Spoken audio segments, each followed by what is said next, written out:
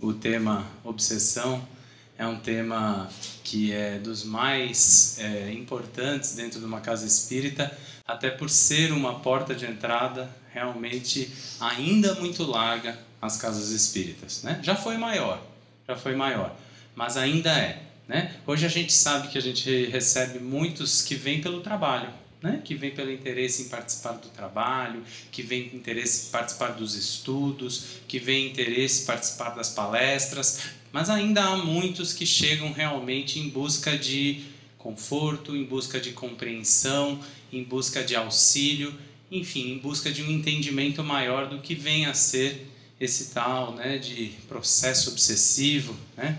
Essa situação em que muitas vezes passamos pela nossa vida e que talvez nem tenhamos percebido que estivéssemos vivendo, tá?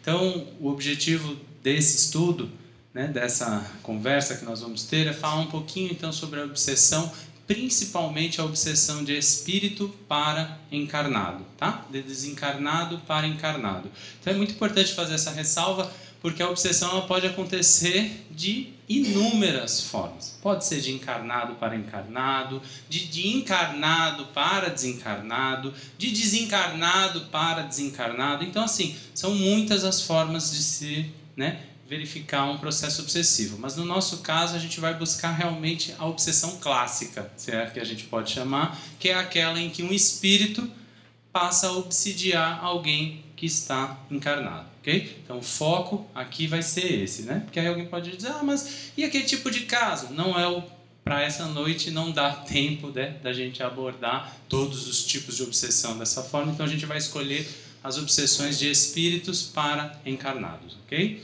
E aí a gente vai falar um pouquinho dos graus de obsessão, as causas e principalmente os meios de se prevenir, né? Que é muito importante a gente entender como é que eu me protejo, quais são as medidas profiláticas, né, que eu devo adotar para evitar que o processo obsessivo se instale em minha vida, né? Então, começando com o codificador, no livro Que é o Espiritismo, lá no capítulo 2, né, que é o capítulo que fala sobre as noções elementares do Espiritismo, ele diz assim: a obsessão, qualquer que seja a sua natureza, é independente da mediunidade e se encontra de todos os graus em grande número de pessoas que nunca ouviram falar de Espiritismo. Então essa colocação de Kardec no livro Que é o Espiritismo é muito interessante, porque ela deixa para nós o quê? Primeiro, a obsessão, independente da sua mediunidade. Eu preciso ser médium para sofrer um processo obsessivo? Não. Né? Se alguém fez assim, mas a resposta é não. Eu não preciso ser médium no sentido do médium ostensivo, aquele médium que dá passividade, aquele médium que permite que o espírito venha e se comunique. Não preciso, né? Mas, segundo o próprio Kardec no livro dos médiuns, e aqueles que já leram essa definição certamente se lembram, quem é médium? Todo aquele que sente num grau qualquer a influência dos espíritos é considerado médium. E quem não sente num grau qualquer a influência dos espíritos? Basicamente ninguém, tá? Ah, mas eu não acredito em espírito, isso é besteira, isso é bobagem, eu sou materialista, eu não tenho a menor ideia do que seja espírito. Tudo bem, você pode ser materialista, você pode defender realmente essa teoria de que não acredita em espíritos, mas isso não significa que eles não existam, primeiro, né? Porque isso não muda nada, e segundo, não significa que eles não influenciem você. Então, todo aquele que sente num grau qualquer a influência dos espíritos é, portanto, considerado médium. E nesse caso, qualquer um de nós estamos sujeitos a sofrermos essa influência e, consequentemente, dependendo do tempo, dependendo da continuidade da influência e dependendo da aceitação, nós podemos sim desenvolver um processo obsessivo. Sendo médiums ou não, sendo espíritas ou não, acreditando ou não acreditando, né? É exatamente isso que Kardec coloca. Ficou bom. Influência dos espíritos em nossos pensamentos e atos, né? Não dá para a gente falar sobre o tema obsessão sem pensar na questão da influência dos espíritos nos nossos pensamentos e atos. E aí tem uma pergunta que é clássica no Livro dos Espíritos, que todos aqueles que leram provavelmente já estão pensando na resposta, porque é uma resposta, embora eu não seja também dos que decorem, mas é uma resposta que eu acho que aqueles que já leram já decoraram, que é a pergunta que Kardec faz, 459. Influem os espíritos em nossos pensamentos e em nossos atos? Né? E aí acho que todo mundo lembra da resposta, né? É maior do que imaginamos, segundo eles próprios, frequentemente são eles que nos dirigem. Tem algumas traduções que dizem de ordinário são eles que vos dirigem, né? Frequentemente são eles que nos dirigem. O que importa nessa resposta é que a influência dos espíritos é maior do que a gente imagina. E frequentemente eles estão nos dirigindo sem que nós nem tenhamos nenhuma noção de que isso está acontecendo.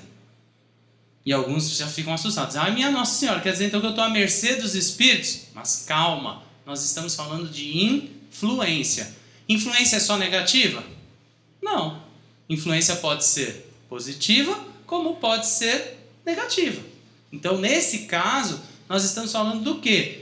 Da influência que todos nós estamos sujeitos constantemente do mundo espiritual. Ok? Todos nós. Né? Alguém aqui, por exemplo, não acredita que tem um espírito protetor? Né? Porque a doutrina espírita nos ensina exatamente isso, que todos nós dispomos de um espírito que foi designado a ele a missão de estar ao nosso lado durante a nossa vida, durante a nossa encarnação. Esse espírito, anjo da guarda, como era conhecido na Igreja Católica, nas antigas religiões, e para nós, espírito protetor, ele permanece conosco a nossa vida inteira. E ele faz o que durante esse processo? Nos influencia. Positivo ou negativamente?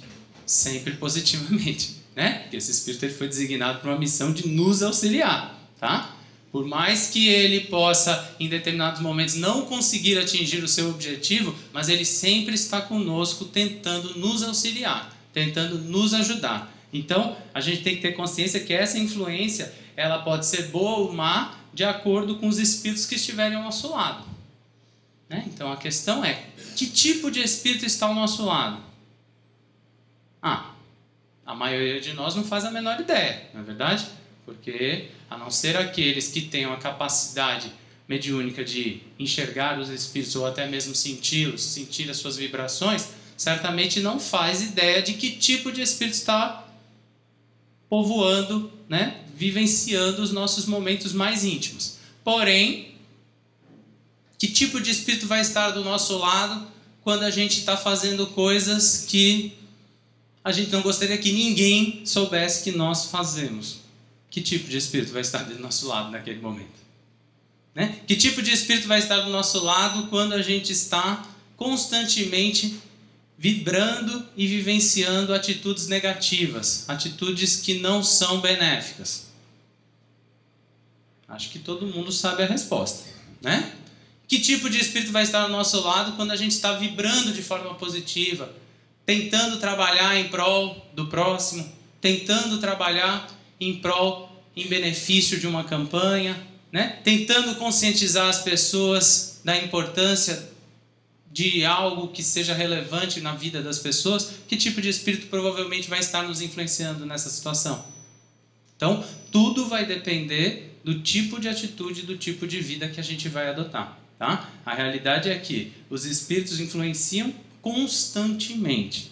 Porém, o tipo de influência que nós vamos receber e principalmente a adesão a essa influência vai depender muito da nossa vontade, vai depender muito das nossas escolhas. Tá?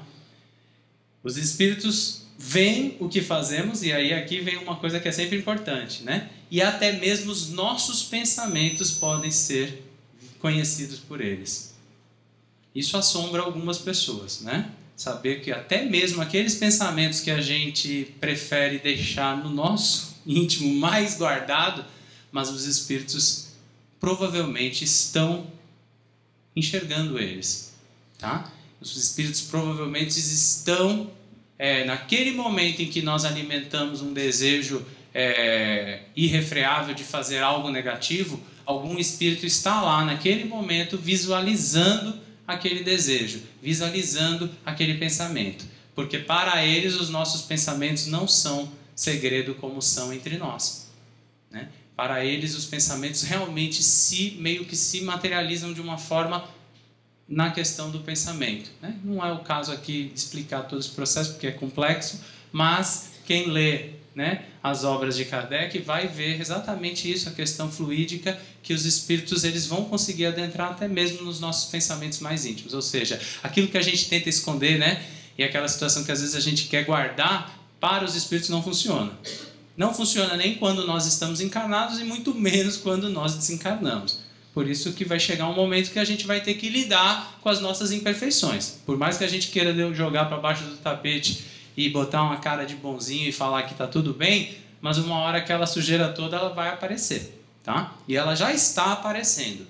E isso já está determinando a qualidade do tipo de influência que nós estamos recebendo.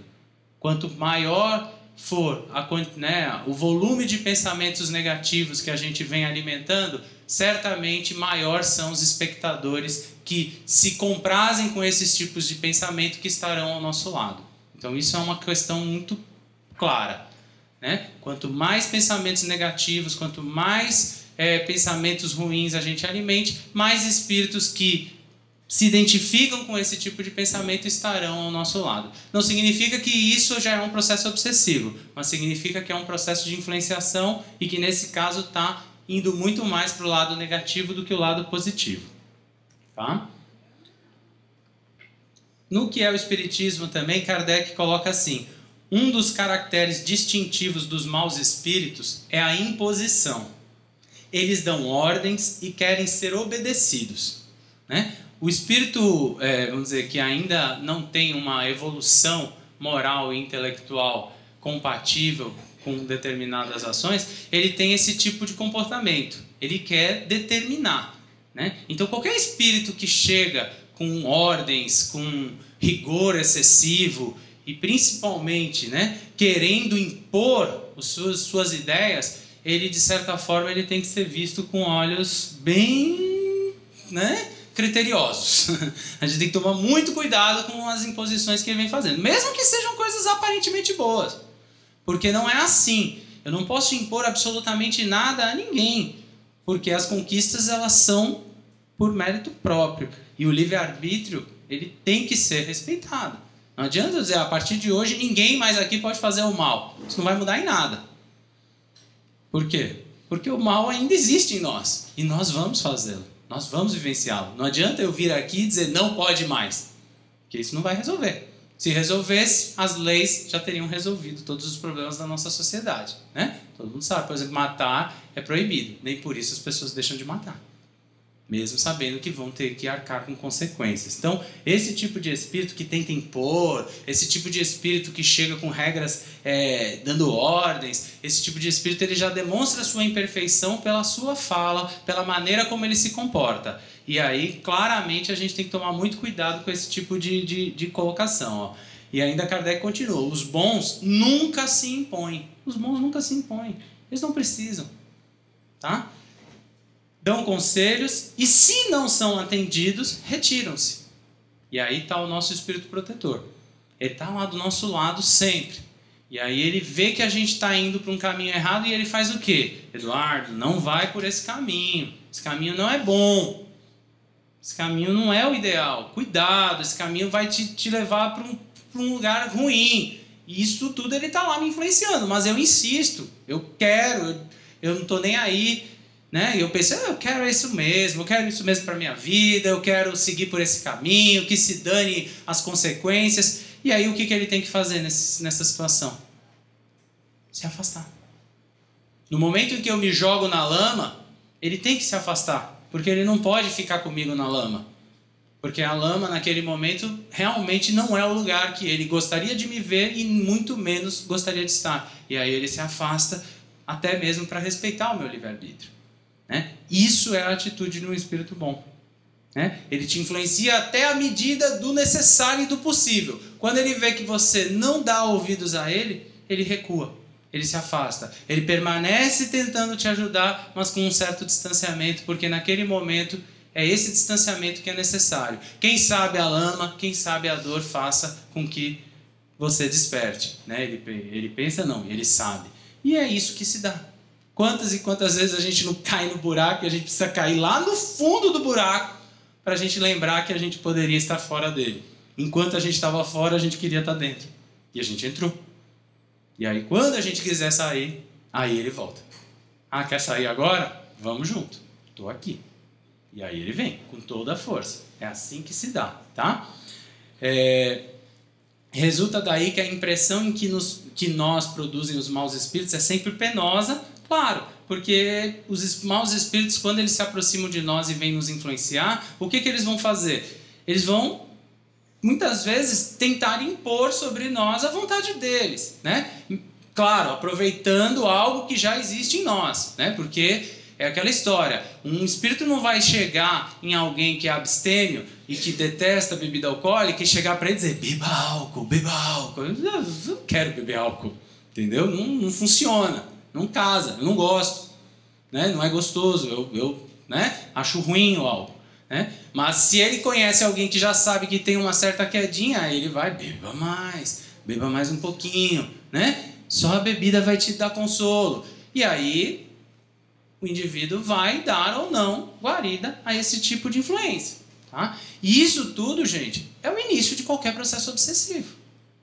Essa influência, né, no caso negativa, que todos nós estamos sujeitos, tá? Que é essa ressalva que a gente tem que deixar muito claro. Ninguém aqui certamente está imune a esse tipo de influência. Por quê? Porque todos nós ainda temos muitos deveres a fazer na nossa construção de um ser humano melhor, né? Acredito que ninguém aqui se considere já apto a penetrar nos reinos celestes, né? Acho que todos nós temos consciência de que ainda estamos muito longe, né, dessa angelitude, dessa situação de buscar, já de conquistar, né, um ser humano pleno. Então, nós estamos muito sujeitos a receber esse tipo de influência. E nós atraímos muito essa influência, né? Quando a gente amanhece o dia e vê um tempo chuvoso, por exemplo, e a gente já sai reclamando, dizendo que droga, mais um dia desse na minha vida, né? Quando eu chego no trabalho reclamando, e inúmeras situações. Quando eu me queixo da doença que vem, né, e não tenho essa atitude como a Eva colocou, né, que a gente vê muitas vezes nas pessoas doentes que conseguem ainda ter a resiliência, e mais do que a resiliência, conseguem ter realmente até tirar o lado bonito daquilo, mostrando para os outros o quanto você pode tirar o lado bonito mesmo das situações mais adversas, né? Quando a gente não toma esse tipo de atitude, a influência negativa, que já está lá, ela ganha força. Ela ganha força por quê? Porque ela toma guarida em nós, tá? Mas o que é obsessão segundo o dicionário, né? Passando aqui. Impertinência, perseguição, ideia fixa, pensamento ou impulso persistente ou recorrente, indesejado e aflitivo, e que vem à mente involuntariamente. Claro que aqui não tem a ver com o conceito espírita, só para a gente entender a origem da palavra que tem, né? A origem espírita isso mais no âmbito psicológico, mas que tem relações muito próximas em relação principalmente no sentido de que, no caso, esse pensamento ou impulso persistente ou recorrente não é do próprio indivíduo no processo obsessivo, é de um espírito, né? Que insistentemente faz com que o indivíduo permaneça com aquela ideia, que permaneça com aquele pensamento, que tenha aquele tipo de desejo, que tenha aquele tipo de vontade, né? E que ele mesmo lutando contra aquilo ele não consegue vencer, né? E aí o conceito de obsessão no caso do espiritismo diz assim: ação persistente ou domínio que alguns espíritos podem adquirir sobre certas pessoas. São sempre espíritos inferiores que procuram dominar, pois os bons não exercem nenhum constrangimento. Isso é óbvio, né, gente? O processo obsessivo clássico, ele vai se dar sempre com um espírito que, naquele momento, pela sua inferioridade moral, pela sua inferioridade intelectual, acredita que daquela forma ele vai impactar aquela pessoa, né? Por que eu digo assim? Porque eu estou amenizando e não estou dizendo que necessariamente ele quer fazer o mal. Porque a gente sabe que há processos obsessivos em que o espírito não necessariamente queria naquele momento fazer o mal. Por exemplo, um familiar que ao desencarnar se aproxima dos seus familiares. E ele ainda não se encontra totalmente equilibrado, né? Isso, a gente tem um exemplo disso na própria obra de André Luiz, quando ele vai visitar os seus. Insistentemente, ele faz questão de visitar a sua família, mesmo contrariando a vontade dos seus, né, mentores, que naquele momento não o aconselhavam. E quem leu ou assistiu o filme sabe o que acontece quando ele chega em casa, né? Ele se depara com o quê? Com a família já vivenciando novas experiências, a mulher casada, né? Os filhos já felizes com aquele novo padrasto, enfim, com toda aquela situação. E isso faz o que com ele? Gera ciúme. Por quê? Porque ele ainda é um ser imperfeito, né? Como todos nós. E naquele momento ele sente desequilíbrio, ele naturalmente acaba gerenciando esse desequilíbrio para os seus familiares. Se ele não estivesse assistido com aqueles espíritos, o que poderia acontecer? Ele poderia lá permanecer. E o ciúme dele faria o quê? Com que muitas vezes as pessoas fossem impactadas por aquilo. Tá? Então por isso que eu estou colocando. Não necessariamente a gente tem que ter a ideia de que é um espírito mau que chega e quer fazer o mal para as pessoas. Não é isso. Nem sempre. Em muitos casos, sim, mas nem sempre. Às vezes um simples familiar que a gente fica insistentemente pedindo ajuda, não sei se algum de vocês tem esse hábito, né? Mas é totalmente desaconselhável. Ah, mas é minha vozinha, eu sei que ela era uma pessoa boa. Boa por fora.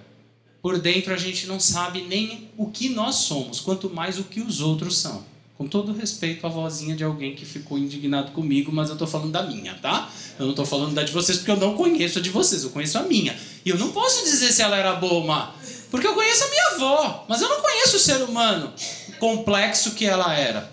E eu não sei o nível de dificuldade que ela está vivenciando hoje, por exemplo, no plano espiritual, para em algum momento direcionar uma prece e pedir ajuda a ela. E gerar nela sofrimento. E gerar nela, muitas vezes, a necessidade, como qualquer vó, de ajudar. E isso pode trazer também problemas para mim. Ao se aproximar em desequilíbrio, ela pode me desequilibrar.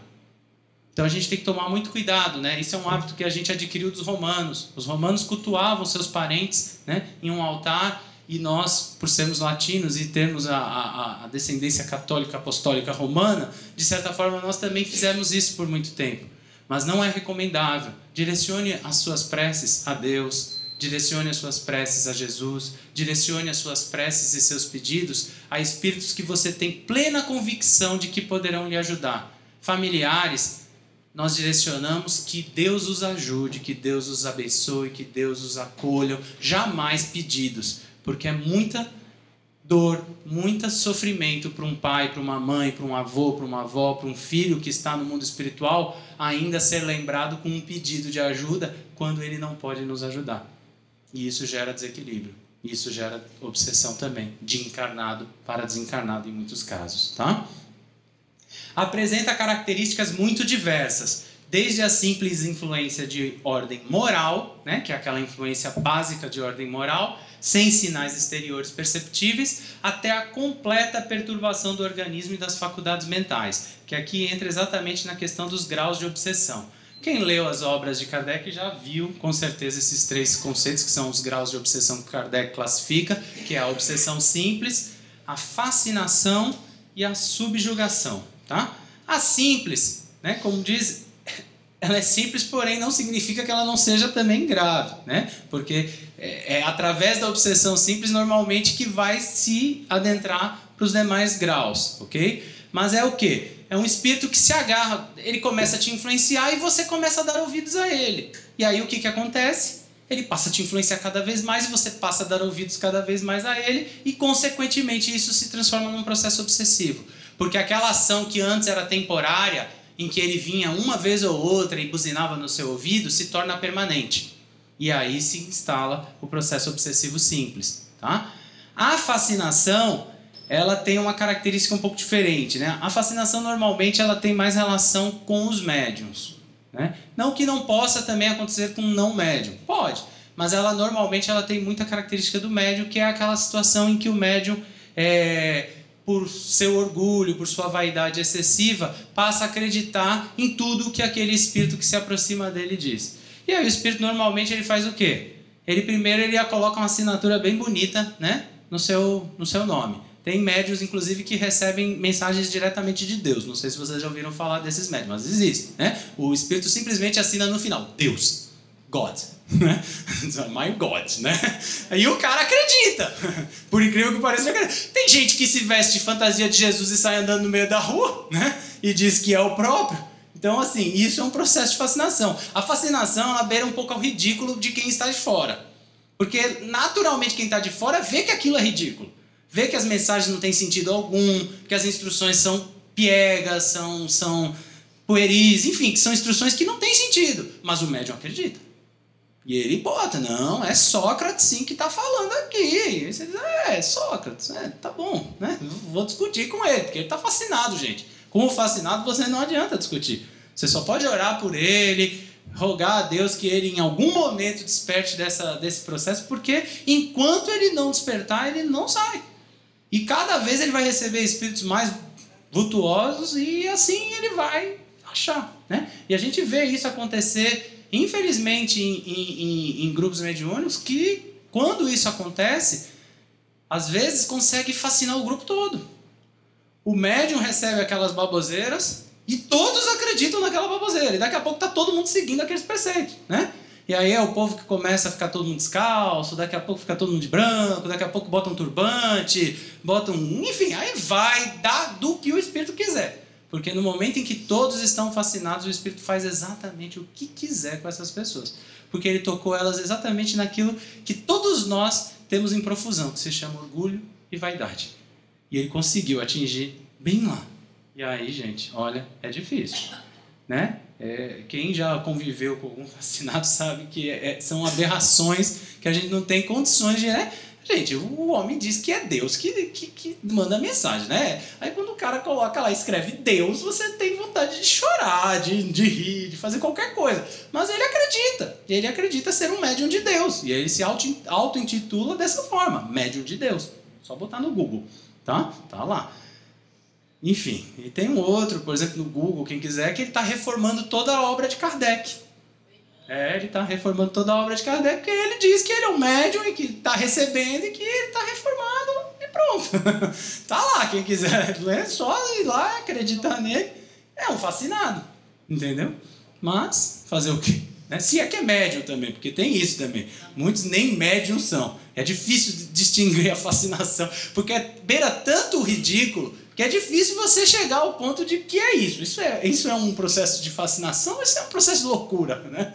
Aliás, a obsessão e a loucura, aí Eva poderia um dia falar sobre isso, que é um tema bem complexo, se assemelha muito em vários momentos, tá? E aí a gente chega na subjugação, que antigamente as pessoas chamavam de possessão. O próprio Kardec coloca no livro o termo possessão, mas deixando claro que o termo correto é a subjugação. Né? O nome já diz, gente, subjugação é quando realmente o espírito ele consegue assumir de tal forma o controle sobre a mente do médium que ele adquire controle total, não só mais no aspecto moral, mas também no aspecto físico. Então ele passa a controlar os movimentos, ele passa a controlar realmente aquele médium. E aí é aqueles casos que aí é mais difícil ainda de distinguir, em que o indivíduo foge totalmente do controle, né?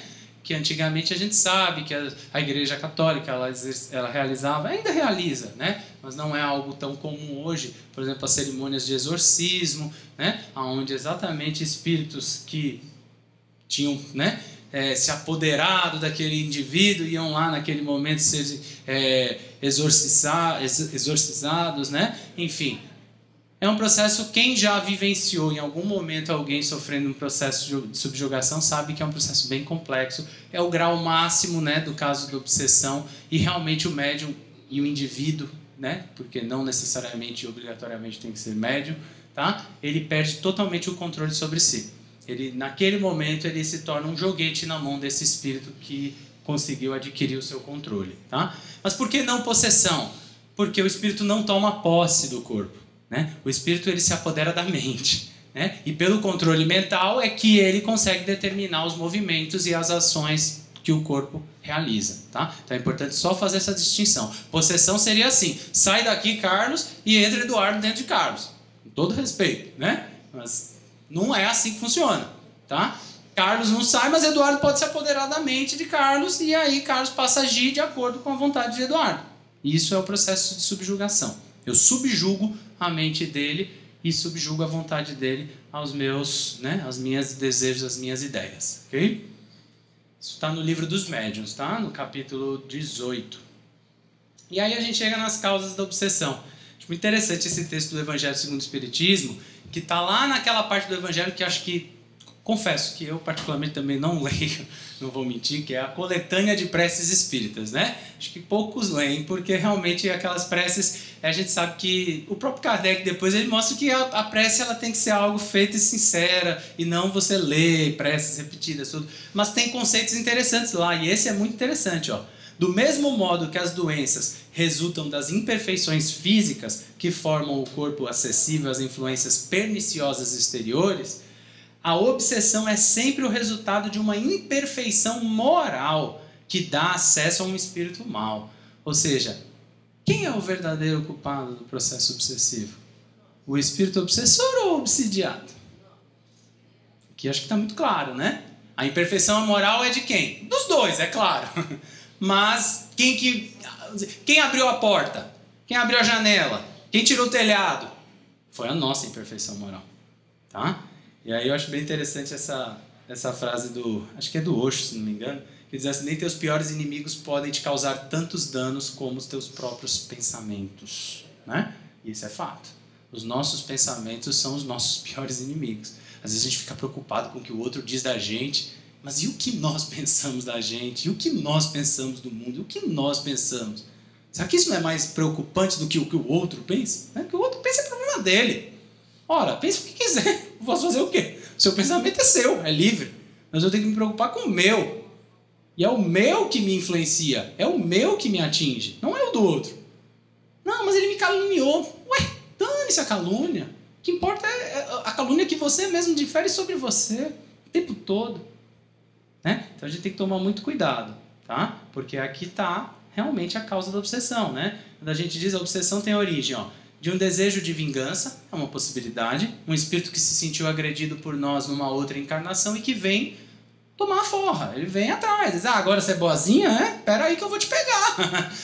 Não bota essa camisa e acha que você vai escapar de mim. Ele fala assim mesmo, tá? Tô brincando, E aí, quando a pessoa não tem controle, fica morrendo de medo mesmo. Mas é o que eles falam. Quem já participou de processos de desobsessão sabe que os espíritos falam isso. O tempo todo eles acusam. Primeiro porque ele, lembrando, ele nos vê fora dessa máscara, para começar. Tá? Então quando eles chegam e dizem assim, você que posa de bonzinho, é porque ele sabe os nossos pensamentos, gente. Tô aqui já pensando, ai meu Deus, tô doido pra ir pra casa, assistir aquele negócio, ai esse negócio não acaba, esse cara não para de falar. Os espíritos estão vendo. Os espíritos estão vendo, eu não. Né? Mas eles vêm. E eles sabem, e eles vêm e apontam na tua cara. Quem participa de grupo mediúnico sabe.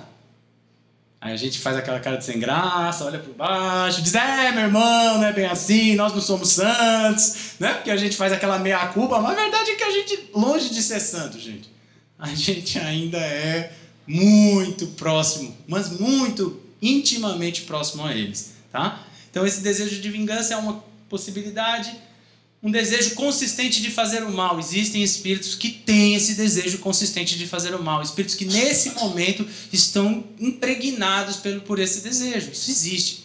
E quando eles veem o bem, por exemplo, eles veem uma campanha como essa, eles querem prejudicar. Isso existe. Isso existe, gente. Porque são espíritos que não querem que o bem, né, prevaleça. Exato. Isso existe.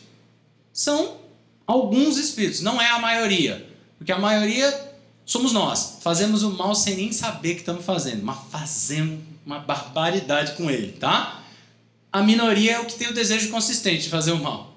Eles são barulhentos e são tumultuados, tá? E tem também aqueles espíritos que querem que prevaleçam suas ideias e seus sistemas. Então tem espíritos que não querem, por exemplo, que determinados pensamentos prevaleçam. Então eles ficam tentando sempre trazer as suas ideias. Isso a gente vê muito nas mensagens de WhatsApp mediúnicas, né? Vem ideias que são ideias que você não tem pé, né? Nem cabeça, mas é um espírito que quer fazer prevalecer aquilo. E aí cabe a nós ter o critério necessário, tá? E o obsessor, né? Então, o obsessor é aquele que causa obsessão. Ok, Eduardo? Né? Fácil isso, né? Mas vamos além. Acima de tudo, o que ele é, né, gente? O que vocês diriam de um obsessor? Se fosse defini-lo. O que ele é? O que é um obsessor?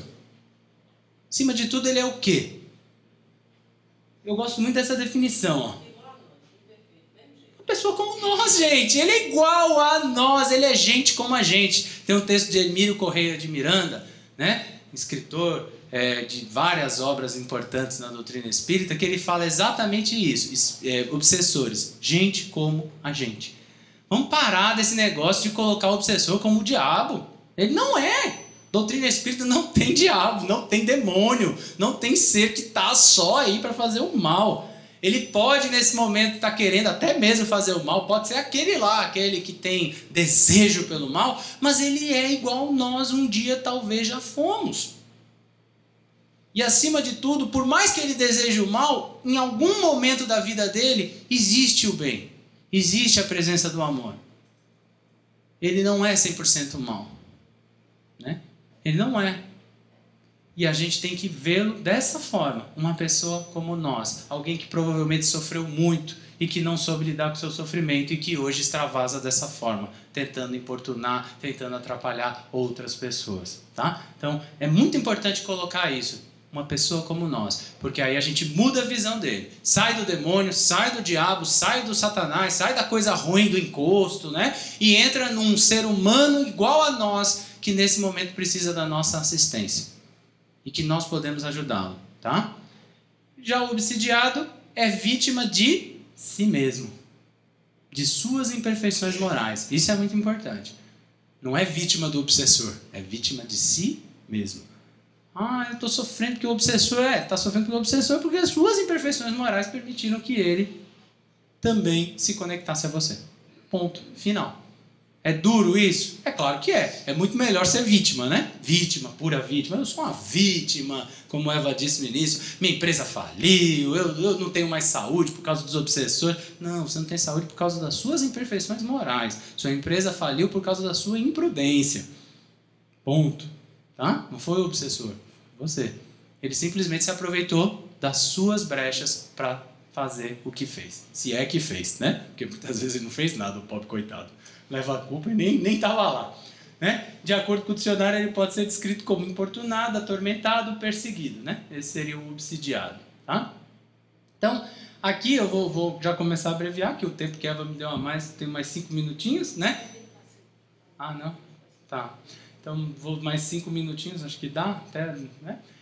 Aí diz assim, Allan Kardec esclarece que no processo obsessivo há também uma ação fluídica por parte do obsessor, ó, isso é muito importante, que atua exteriormente com a ajuda do seu perispírito, né? Que ele identifica com o do encarnado. É o mesmo processo, quem conhece, é o mesmo processo da comunicação mediúnica. Perispírito para perispírito, ou seja, o perispírito do obsessor, que naquele momento se conecta com o nosso perispírito, por conta das semelhanças que há entre nós, né? Porque são essas semelhanças, é essa afinidade que o atrai e que permite que a conexão se estabeleça. Né? E ele ainda diz, ó, que ele identifica com o encarnado, ficando este, afinal, enlaçado por uma teia e constrangido a proceder contra a sua vontade. Então é uma teia, gente. O obsessor que vem para obsidiar, ele encontra campo fértil e aí ele se conecta. O processo ele se dá quando há conexão. Ambos, de certa forma, se alimentam um do outro. Não é simplesmente que eu não quero esse homem aqui, quero. Porque ele vem exatamente alimentar aquilo que eu tenho de mais negativo em mim.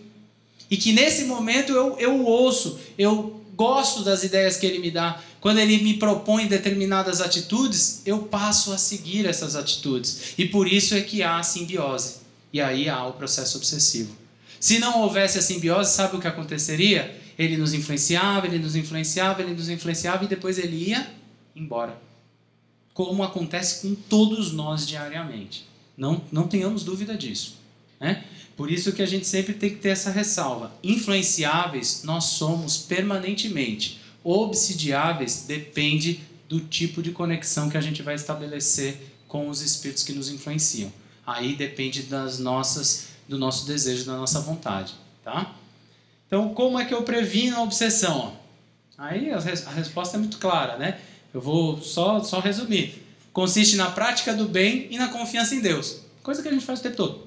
Então, estamos tranquilos, não estamos? Todos nós aqui temos plena confiança em Deus. A gente sai de casa de manhã certos de que Deus vai amparar, a providência divina vai lidar com os nossos problemas. É assim que a gente age, não é? Ou não? O bem é a nossa bandeira. A gente todos os dias coloca essa bandeira na frente e a gente atrás segue. Não. Seria bom, né? Se a gente conseguisse, mas não é o nosso estágio. Então, assim, a verdade é que a prevenção ainda depende de muito esforço da nossa parte, tá? Depende de muito esforço, porque realmente o bem ainda não é nossa bandeira maior. Nós estamos longe ainda de tê-lo como bandeira e a confiança em Deus ainda é limitada. Tanto é limitada que muitas vezes a gente nem se lembra dele em vários momentos da nossa vida. Ou quando a gente se lembra, normalmente a gente faz o quê? A gente pede. Pede insistentemente. E pede coisas que a gente não deveria, principalmente do âmbito material, né? Então, a verdade é que a prevenção ainda é algo que a gente precisa acelerar, a gente precisa trabalhar. Por isso que fica o alerta. Todos nós temos sim a possibilidade de em algum momento sofrer um processo obsessivo. Isso não é para as pessoas que estão lá, né? Como Eva falou da questão do sangue, a mesma coisa vale para isso. Não é para os outros. É para aquele vizinho, né? Ranzinza, Não é não. É para você que está falando mal dele. Que é pior do que ele. Ele é ranzinza e você é maledicente, né? Então a gente tem que tomar muito cuidado, tá? Os meios de se prevenir, olha só que coloca. Pode o homem eximir-se da influência dos espíritos que procuram arrastá-lo ao mal?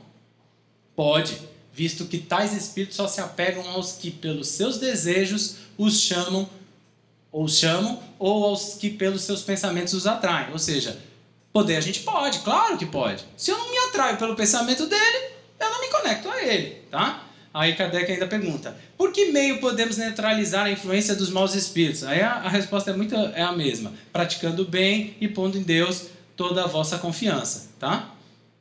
É simples. A receita é simples, o difícil é praticá-la, tá? Aí vem a questão espírita. O que o espiritismo pode oferecer para o tratamento da obsessão? Esse amarelo ficou ótimo, né? Nem eu consigo ler aqui. Recursos internos, ó.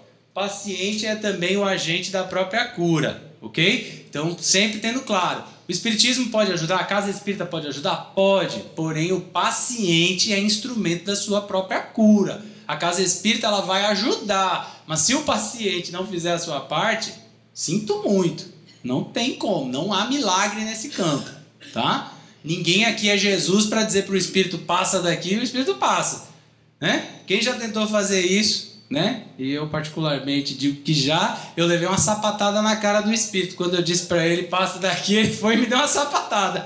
Aí eu disse, não, tudo bem, fica aí que eu fico aqui, vamos conversar lá no centro que é melhor, porque a minha fé é muito pequena. Né? Não tem lá.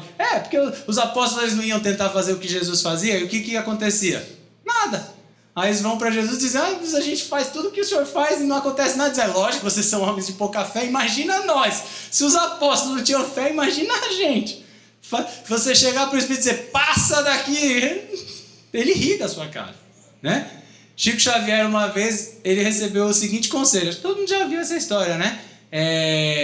Deu o evangelho nele, né? Deu o evangelho nele, né? E aí, Chico Xavier era o médium e o doutrinador recebeu esse conselho. Deu o evangelho nele. Aí quando Chico recebeu o obsessor, o cara pegou a Bíblia e pum na cabeça de Chico e tome o evangelho em você, e tome o evangelho. E disse que deixou Chico todo arrebentado. Mas o espírito não saiu. O pior de tudo é isso, né? O espírito ficou lá e Chico levou aquela surra de evangelho. Porque, gente, a gente não tem moral nenhuma. Eles riem de nós quando a gente tenta exercer autoridade sobre eles. Eles riem, né? Frederico Figner, acho que todo mundo conhece essa história. Conhecem mais pelo nome, né, do irmão Jacó, né, que é um livro de Chico também, que é o livro Voltei. E ele conta exatamente a história do espírito que ele tentou de todas as formas doutrinar enquanto ele estava encarnado e que ele não conseguiu. né? E quando ele morre, para abreviar bastante porque a história é longa, ele não tem luz, Frederico Figner, né? E ele fica meio que indignado. Como assim eu não tenho luz? Né? Fui vice-presidente da federação, participava de grupo mediúnico, ajudava financeiramente, porque ele era um homem muito abastado, então ele ajudava muito financeiramente. E como que eu não tenho luz? Todo mundo tem luz, eu não tenho luz? Né? E aí um dia ele está lá num lugar, num ambiente, e ele encontra esse obsessor, o único que ele havia não conseguido resolver lá o processo obsessivo. E aí ele, por que você não me ouviu? Por que você não deixou de obsidiar aquela criatura? Ele disse, muito simples. O senhor terminou de falar e eu te segui. E eu vi que tudo que o senhor falava era mentira. O senhor não fazia nada do que o senhor me falou para fazer.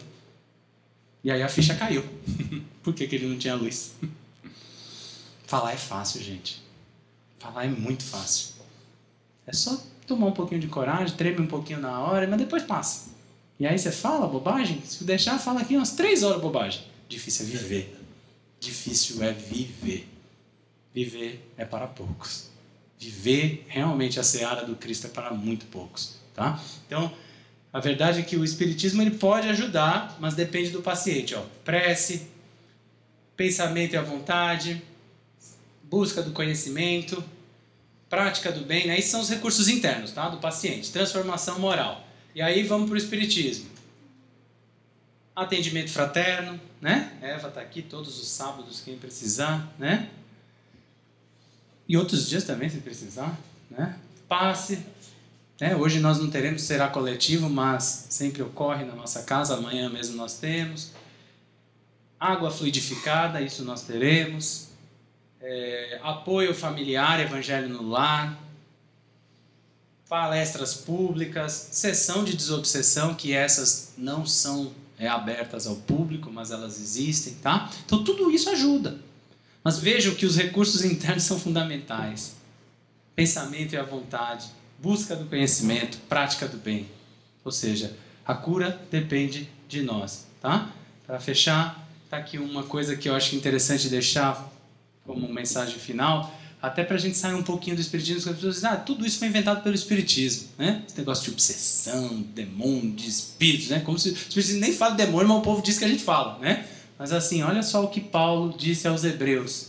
Portanto, nós também, pois, que estamos rodeados de uma tão grande nuvem de testemunhas, deixemos todo o embaraço e o pecado que tão de perto nos rodeia e corramos com paciência a carreira que nos será proposta. Né? Ou seja, todos nós temos uma nuvem de testemunhas, né, gravitando sobre nós. Paulo fez esse alerta e é muito claro para nós. Se nós não assumirmos o nosso compromisso com a nossa existência e com a nossa vida, em algum momento nós vamos cair num buraco, provavelmente de um processo obsessivo, e vamos sofrer todas essas consequências. Sejamos espíritas ou não, sejamos dirigentes ou não de casas espíritas, sejamos o que formos, porque todos estamos sujeitos a, em algum momento, tropeçar e cair, e depois vamos precisar de alguém ali para dar o braço, um cirineu para nos ajudar, porque a gente provavelmente vai ter dificuldade para levantar. Então que Jesus nos abençoe, nos ilumine, que a gente possa seguir adiante nesse processo de transformação. Que assim seja.